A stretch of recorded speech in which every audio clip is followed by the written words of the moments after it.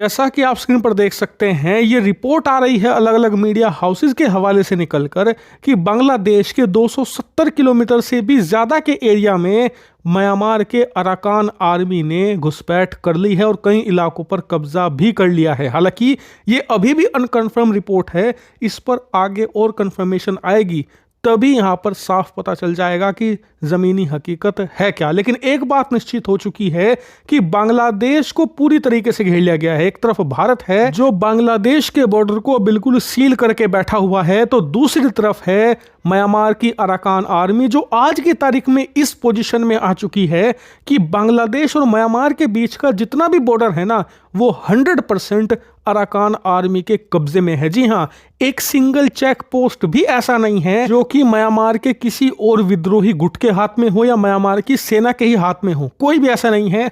100% सारे check post, सारे जितने भी ट्रेडिंग पॉइंट हैं, सब के सब अराकान आर्मी के हाथों में आ चुके हैं। और अराकान आर्मी को बस आप इतना समझ लीजिए कि कई बार इसका भारत से भी विरोध रहा है, भारत सरकार से, कई बार म्यांमार की सेना से भी विद्रोह रहा है। लेकिन अराकान आर्मी का एक मोटो है बुद्धिस्ट और हिंदुओं की प्रोटेक्शन करना, और इसके लिए ये किसी भी हद तक जा सकते हैं।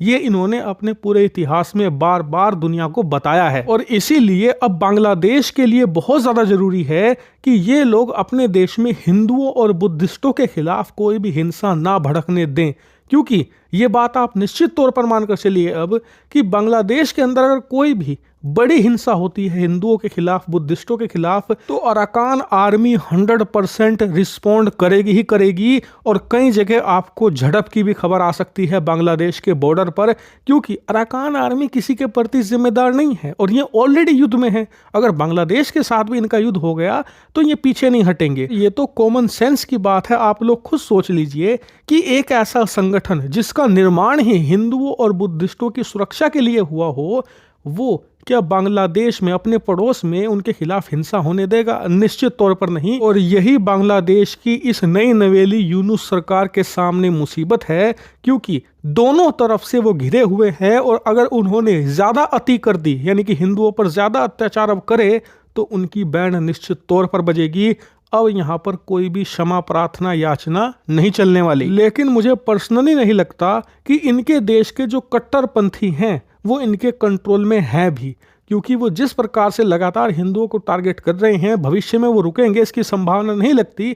इसीलिए आने वाले कुछ महीनों में बांग्लादेश म्यांमार की बॉर्डर पर जरूर कुछ ना कुछ बड़ा होगा, चाहे वो अटैक हो या फिर कोई घुसपैठ। ये चीज़ आपको देखने को निश्चित तौर पर मिलेगी।